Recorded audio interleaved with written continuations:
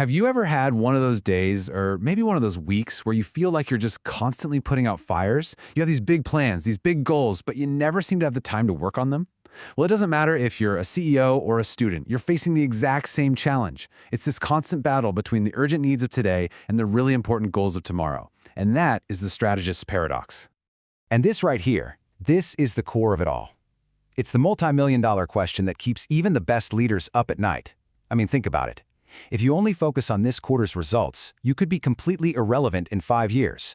But if you only sit around dreaming about the future, you won't even survive long enough to see it. So, how in the world are you supposed to do both? You know, there's actually a name for this problem. It's called the tyranny of the urgent. It's that feeling when your entire day, your whole week, just gets completely hijacked by whatever is screaming the loudest.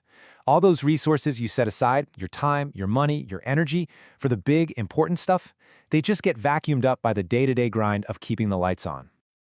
But here's the good news. We are not helpless here. There's a whole set of tools that great leaders use to fight back against this tyranny and to actually manage the paradox. This is the Strategist playbook, and it's all about connecting what you do today to where you want to be tomorrow. So let's break this toolkit down. It's really split into two sides. On one side, you have your long-term tools. This is all about the where. Think of your 3 to 10 year strategic plan, your big, hairy, audacious goals. Then, on the other side, you have the short-term tools. This is the how. These are your operational plans, your weekly schedules, your daily to-do lists. One side sets the North Star, the other actually steers the ship day by day to get you there. Okay, so what connects that big, dreamy vision to the daily grind? Well, the bridge is the budget. And this is so crucial. A budget is not just a spreadsheet with numbers. It is a strategic document. It is your entire strategy written in the universal language of money. I mean, forget that fancy mission statement hanging on the wall. Show me where you spend your money, and I will tell you what your real strategy is. Now, to see how this all works in the real world, we're going to use two really powerful lenses. First up, we've got Mintzberg's theory.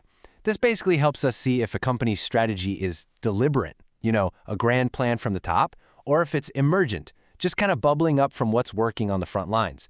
Second, we'll use something called the balanced scorecard. It's just a way to check if a company is only obsessed with short-term profits or if they're also balancing that with the long-term stuff, like keeping customers happy and investing in future growth. All right, let's put these ideas to the test with a real-world showdown that I'm calling the grocery wars. We're going to put two giants, Loblaw and Costco, head-to-head to see how their totally different approaches to planning play out in the battle for your wallet. So first, let's look at their long-term vision, their where. Loblaw has a really complex strategy. They want to be the front door to your entire life. Groceries, pharmacy, banking, you name it. And their key tool for this is the PC Optimum program, which collects just massive amounts of data. Then you have Costco. Their vision is brutally simple. Offer extreme value to members. That's it. Their whole company is a bet on that one super focused idea. Now, watch how that long-term vision completely changes their day-to-day operations, their how. Loblaw's daily life is incredibly complex. They're juggling dozens of brands, all with competing goals. But Costco? Costco's day-to-day is guided by one single, powerful, almost sacred policy. Nothing, and I mean nothing, gets marked up more than 15%. Every single short-term decision they make, from the concrete floors to what products they carry, serves that one long-term goal. So, what's the analysis here? It's pretty clear, right? Costco has built a fortress. Their deliberate long-term strategy is protected by these perfectly aligned short-term actions. They say no to anything that violates their core model.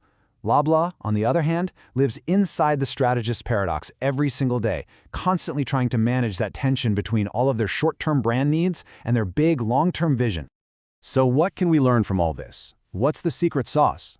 Well, it really boils down to 3 core principles for aligning what you do today with where you want to go tomorrow. This is the playbook for winning the long game. Okay, rule number 1, alignment is way better than perfection.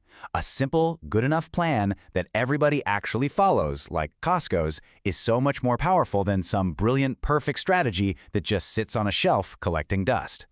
Rule 2, treat your budget like the strategic document it is. Every dollar is a vote for the kind of future you want. You have to ask, where are my votes going? And third, strategy is a daily habit. It's not some document you write once a year. It's built from the thousands of tiny aligned decisions you make every single day.